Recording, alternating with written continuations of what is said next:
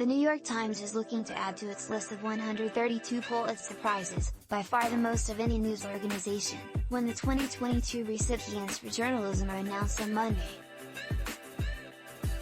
Yet the war in Ukraine has renewed questions of whether the Times should return a Pulitzer awarded 90 years ago for work by Walter Duranty, its charismatic chief correspondent in the Soviet Union. He is a personification of evil in journalism, says Oksana Kiaseke, a Ukrainian-American activist. She is among the advocates for the return of the award.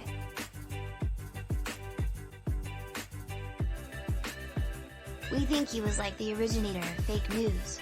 A new voice now adds himself to the cause," former New York Times executive editor Bill Keller, himself a Pulitzer Prize winner in 1989 for his own reporting for the Times on the Soviet Union.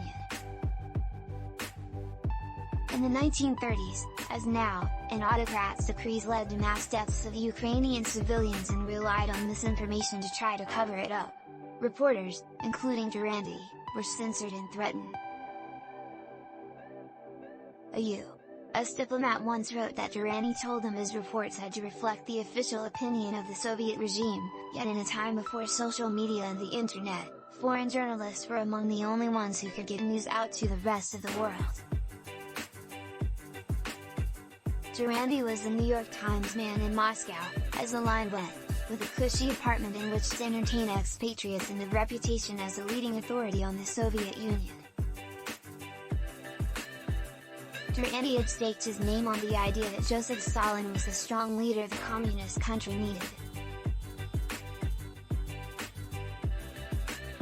He is often credited with coining the term Stalinism. In return, Duranty won rare interviews with Stalin and wrote glowingly about Stalin and his plans. The Pulitzer Board cited his dispassionate interpretive reporting and awarding him the prize in 1932 for a series of reports the previous year. The first was a front-page article that started with the line, "Russia today cannot be judged by Western standards or interpreted in Western terms." It is worth being clear on what Stalin's plans, called collectivization, led to: the deaths of millions of Ukrainians and more than 1 million Russians. They took wheat, they took grain, they took vegetables, they took livestock.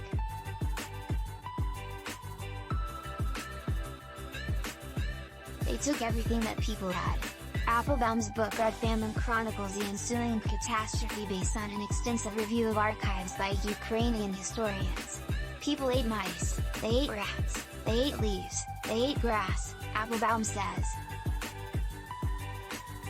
There were even some incidents of cannibalism. She says Stalin used collectivization to crush any nationalist stirrings in Ukraine and to pay for his efforts to industrialize the Soviet Union.